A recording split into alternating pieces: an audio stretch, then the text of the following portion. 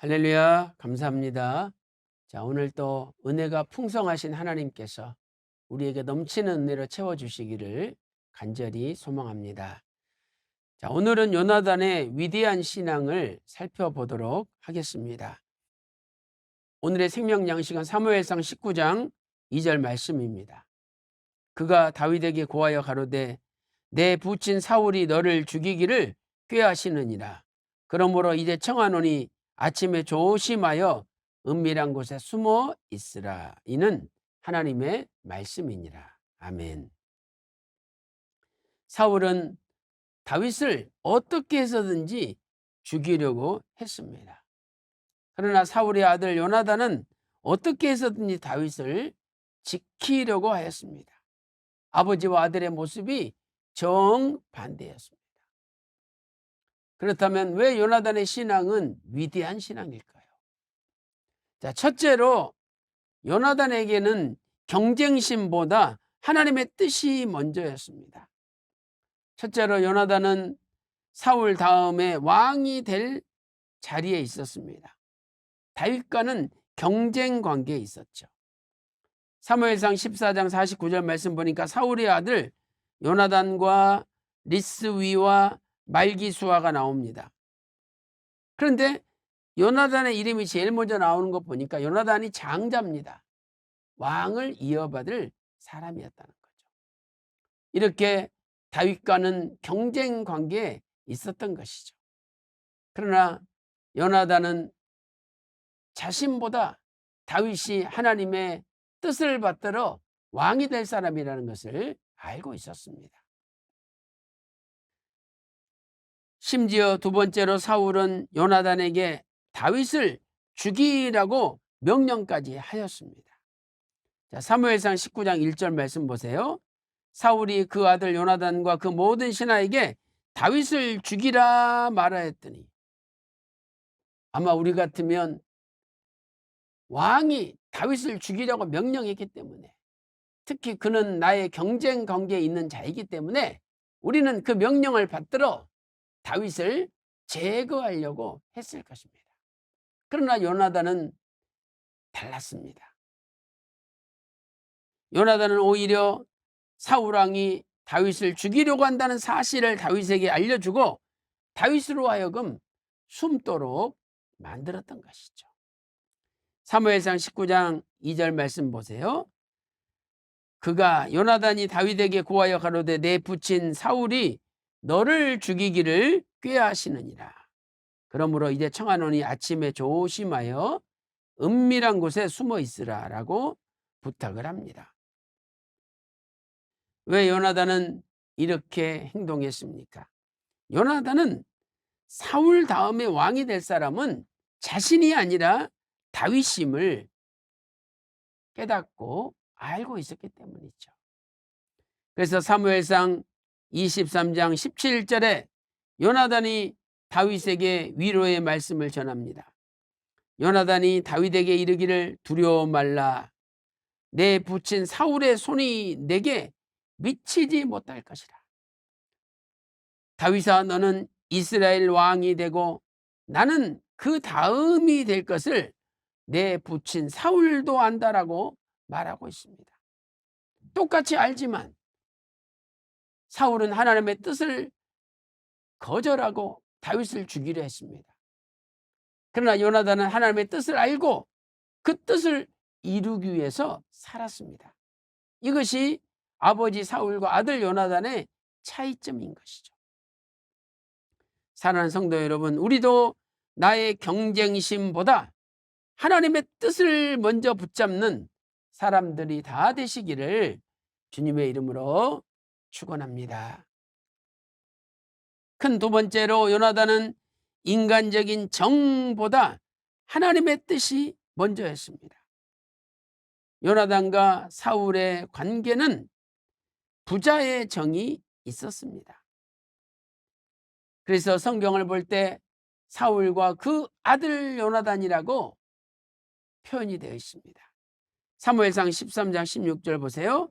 사울과 그 아들 요나단, 또 그들과 함께한 백성이라는 표현은 지금 이 그들 속에 사울과 요나단이 포함되어 있지 않습니까?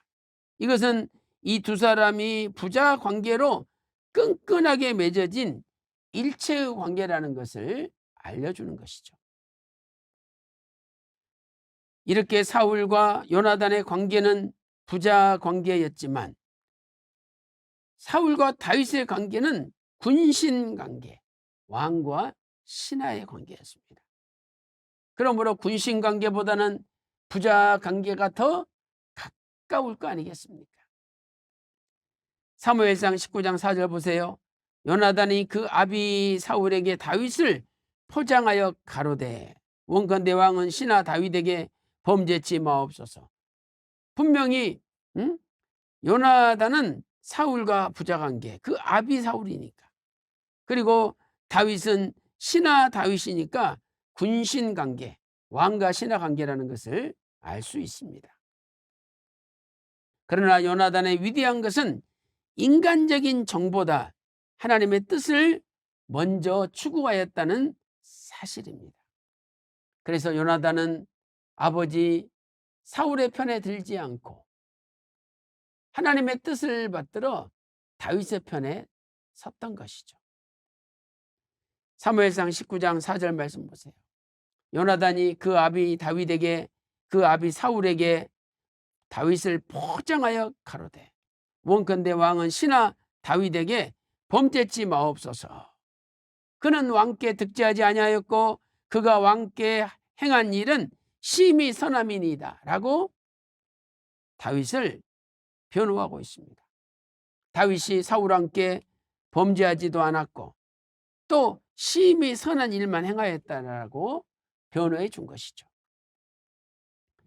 결국 다윗을 통해서 하나님께서 큰 구원을 이루셨다고 사울에게 이야기하였습니다.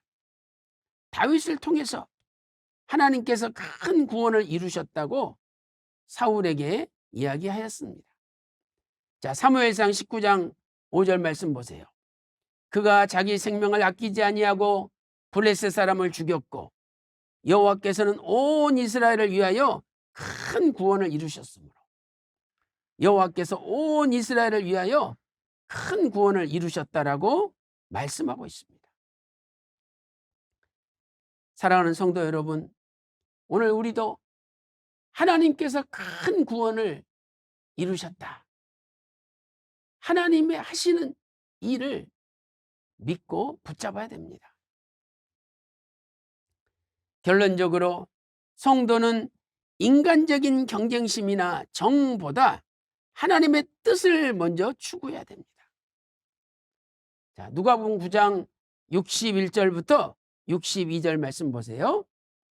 다른 사람이 가로되 주여 내가 주를 쫓겠나이다 마는 나로 먼저 내 가족을 작별케 허락하소서라고 부탁했습니다. 그때 예수님께서는 62절에 손에 쟁기를 잡고 뒤를 돌아보는 자는 하나님 나라에 합당치 아니하니라라고 말씀하셨습니다.